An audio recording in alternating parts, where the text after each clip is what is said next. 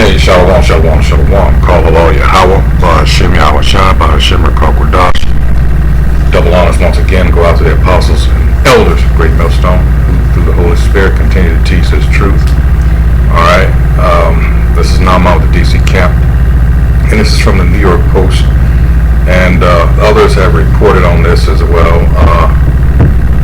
Let's see, other than New York Post, you got the Lucian.com, the Sun.com, in the UK, Newsbrig.com, World News Era, Flipboard, Green Tea, Graffiti, whatever that is, and Carteg. Okay. So it's been reported. Here we have again the lie that's being put out there. Everyone can be an Israelite except who the true Israelites really are, and that's us. Alright, they have to maintain this lie because, well, if these people currently over there in the land are not Israelites, they're quick to acknowledge these people, call them Philossian Jews and all that crap.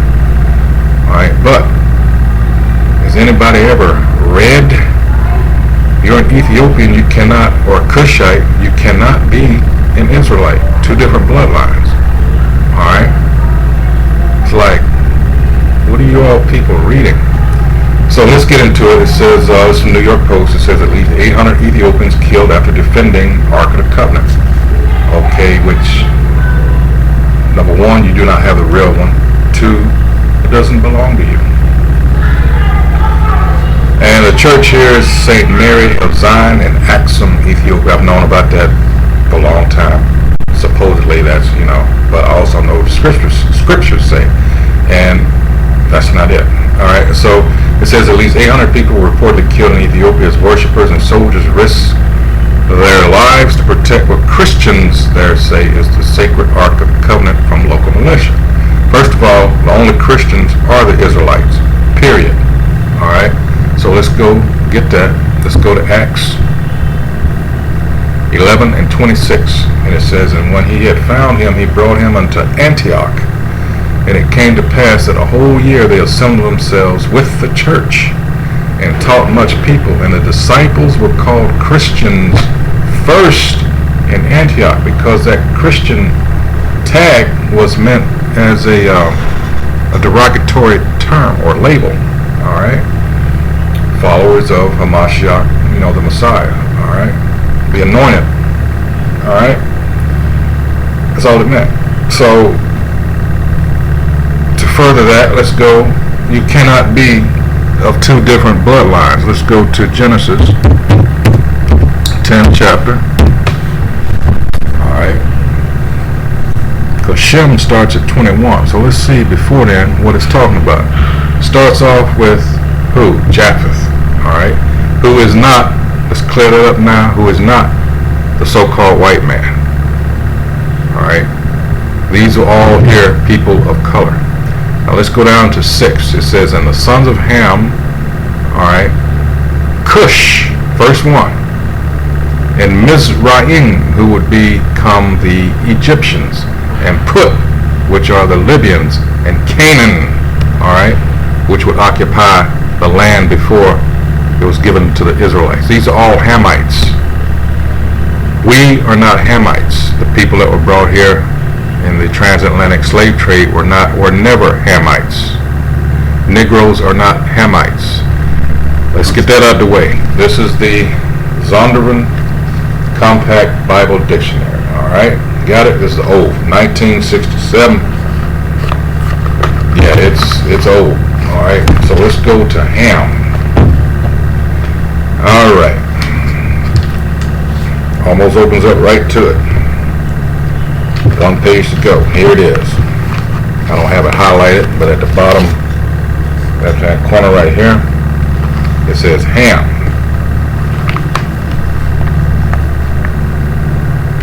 Perhaps hot or come. That's exactly what it means, hot. It says the youngest son of Noah, born probably about 96 years before the flood, and one of 8 persons to live through the flood. He became the progenitor of the dark races, not the Negroes, but the Egyptians, Ethiopians, Libyans, and the Canaanites. Alright? So there you go. So Cush cannot be Shem. It's impossible. Now, are there Israelites amongst them? And this is what trips people up, because they don't understand evidently they don't understand basic biology and seed being passed down through the male.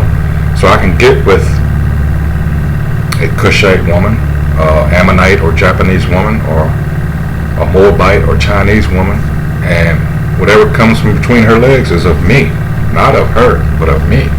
And generations on down, say my son or even my grandson marries, continues in that population of Ammon or Moab or whatever.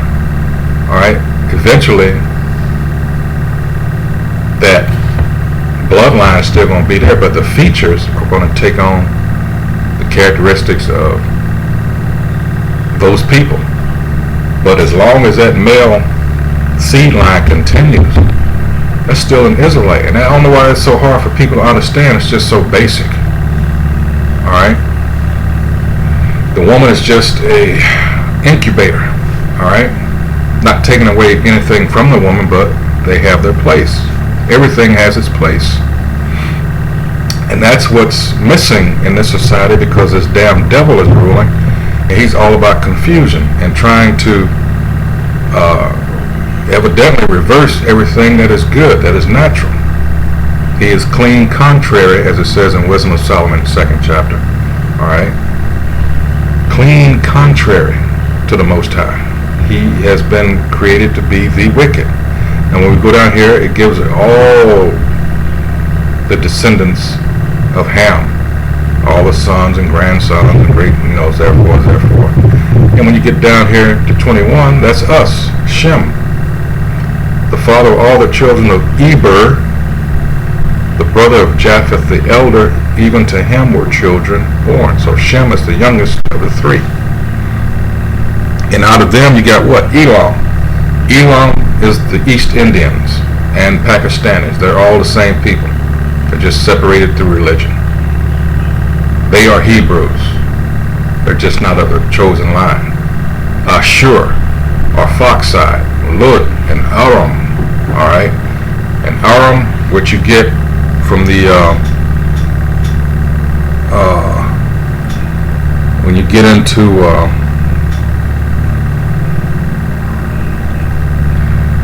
let's see, you got 1, 2, 3, 4, 5. Let's see.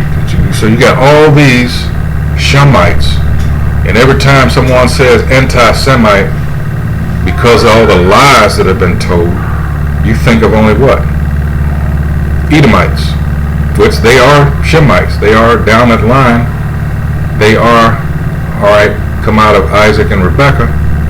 Alright. But it was only two sons there, was Jacob and Esau. The promise went to Jacob, not Esau. Alright? Abraham had 8 seeds. Alright? 8. And only to one went the promise. So that cuts Ishmael out too. You get into Galatians chapter 3 and 4, it goes all into that.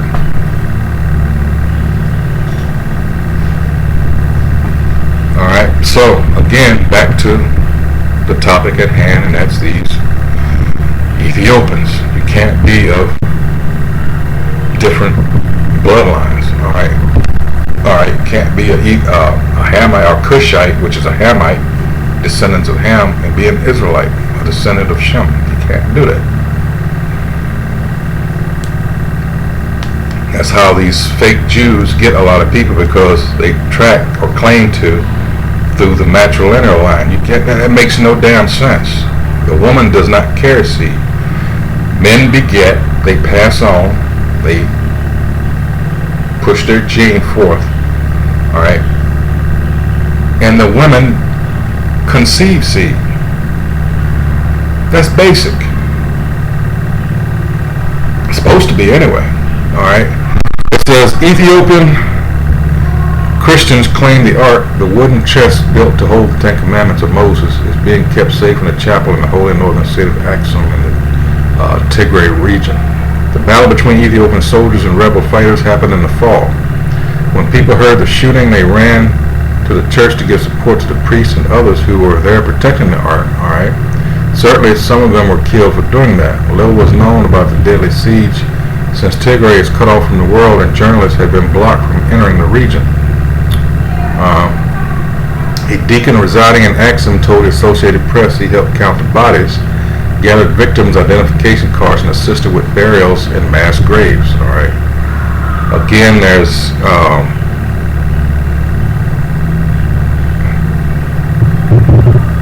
a lot to be, I'm guessing, still to verify this as a certainty, because who knows, those fake Jews over there might be, I'm sure, behind this in some manner. All right, but let's get to the scriptures. Let's go, since I mentioned it, let's go to, because they just, a lot of people bought into this. This is, as soon as this is 1 Kings, let's go straight to it. All right, this is going to be 1 Kings chapter 10, verse 1. The Queen of Sheba. All right, also in 2 Chronicles 9, verses 1 through 28. And it says, and when the Queen of Sheba heard of the fame of Solomon concerning the name of the Most High Yahweh, she came to prove him with hard questions. And she came to Jerusalem with a very great train, with camels that bear spices and very much gold and precious stones. And when she was come to Solomon, she communed with him of all that was in her heart. And Solomon told her all her questions. There was not anything hid from the king which he told her not. And when the Queen of Sheba had seen all Solomon's wisdom in the house that he had built, in the meat of his table, in the sitting of his servants, and the attendance of his ministers, and their apparel, and his cupbearers, and his ascent by which he went up unto the house of the Most High Yahweh, there was no more spirit in her. And she said to the king, it was a true report that I heard in mine own land of thy acts and of thy wisdom. Howbeit I believed not the words until I came, and mine eyes had seen it, and behold, the half was not told me. Thy wisdom and prosperity exceedeth the fame which I heard. Happy are thy men, happy are these thy servants, which stand continually before thee, and that hear thy wisdom. Blessed be the Most High Yahweh, thy power, which delighted in thee, to set thee on the throne of Israel, because the Most High Yahweh loved Israel forever, therefore made he the king to do judgment and justice. Notice, she's keeping that separation. She's saying, blessed be the Most High Yahweh, thy power, which delighted in thee, not in her and her people. All right. Verse 10. And she gave the king 120 talents of gold, and of spices very great store, and precious stones. There came no more such abundance of spices as these which the Queen of Sheba gave to King Solomon. All right.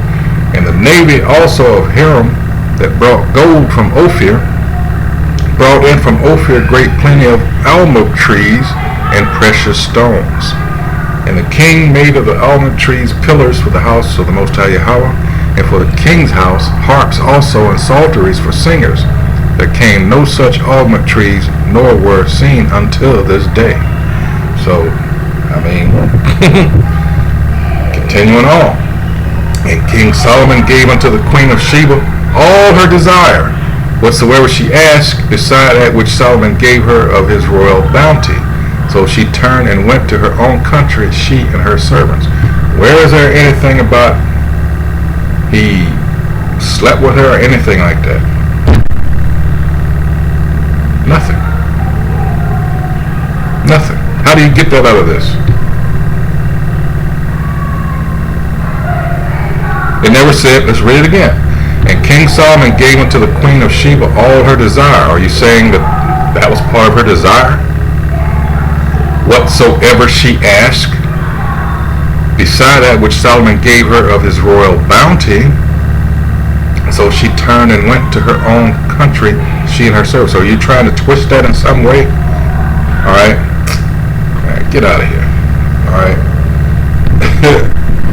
So, done. Nothing there. Now, let's get to the Ark of the Covenant. Let's go to Jeremiah. I believe I just left out, what is it? First Kings. Wait a minute. Or is it Second Kings? Let's see.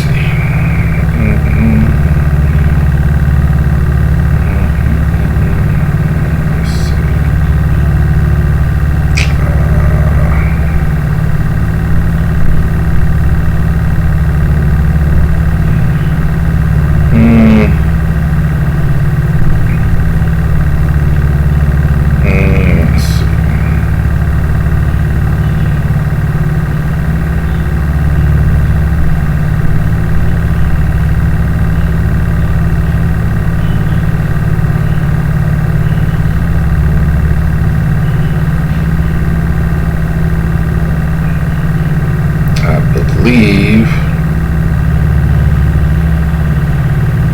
this is the last, let's see.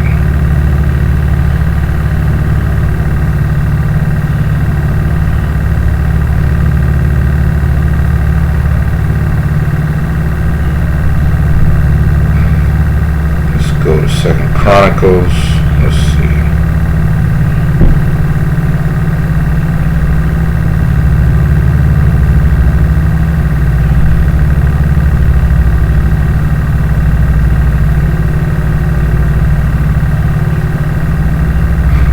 Go straight to Jeremiah. Alright, let's go to Jeremiah 3. Because there's nothing good, alright, that's going to happen to the Ethiopians, alright, when it comes to try to make with Israel's blessing. It has nothing to do with, let's see, I think it's 16. Here it is. This is Jeremiah chapter 3 verse 16. It shall come to pass when ye be multiplied and increased in the land in those days, saith the Most High Yahweh, they shall say no more, the ark of the covenant of the Most High Yahweh, neither shall it come to mind, neither shall they remember it, neither shall they visit it, neither shall that be done anymore. Now they try to say here that, well, that's it. It was, we mentioned no more. We don't know what happened to it, and blah blah blah blah blah. All right. But hold up. All right. So let's get some of those scriptures about Ethiopia. All right. To let you know that the Israelites were similar in complexion, but not the same. So this is Amos chapter 9. Alright. Verse 7. It says, are ye not as children of the Ethiopians to me, O children of Israel? Saith the Most High Yahweh. Have not I brought up Israel out of the land of Egypt, and the Philistines from Captor, and the Syrians from Ker? Alright. Why do you think Joseph and Mary with Yahushua fled into Egypt? To hide amongst people that look like them. Like, duh. But they don't teach that. Of course, you got to remember, what did I say at the top? It's all about maintaining the lie. Alright? Maintaining the lie. It's like everybody can be an Israelite except the real Israelites. Always remember that. Alright. Now we go on to 2 Maccabees. I gotta go to over here. tells you what happened with Jeremiah and the Ark of the Covenant. Alright, so let's see. This is 2 Maccabees, chapter 2. Let's start at the top. It is also found in the records that Jeremy the prophet commanded them that were carried away to take of the fire as it hath been signified, and how that the prophet, having given them the law, charged them not to forget the commandments of the Most High Yahweh, and that they should not err in their minds when they see images of silver and gold with their ornaments, in which with other such speeches exhorted he them that the law should not depart from their hearts. It was also contained in the same writing that the prophet, being warned of the Most High, commanded the tabernacle and the ark to go with him as he went forth into the mountain where Moses climbed up and saw the heritage of the Most High. And when Jeremy came thither, he found an hollow cave wherein he laid the tabernacle and the ark and the altar of incense, and so stopped the door, meaning he closed it up. And some of those that followed him came to mark the way, but they could not find it. Alright? There you go. That's what happened. Jeremiah hid the Ark of the Covenant. So it's not in action in that church. Alright? Wow. So I'm wondering if this really ever happened at all.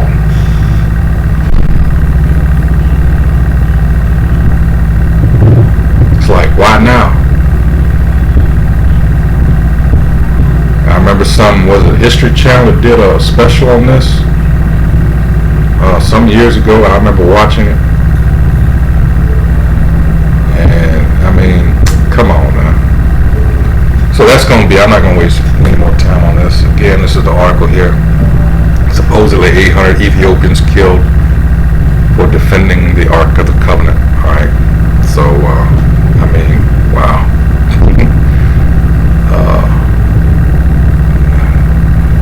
It wouldn't surprise me the things this devil is capable of, you know. Meaning Esau, the nation of Edom, his descendants. Alright, so with that, hey, call the law Yahweh Bashim, Yahweh Shai Bashim, Of course, once again, double honors go out to the apostles,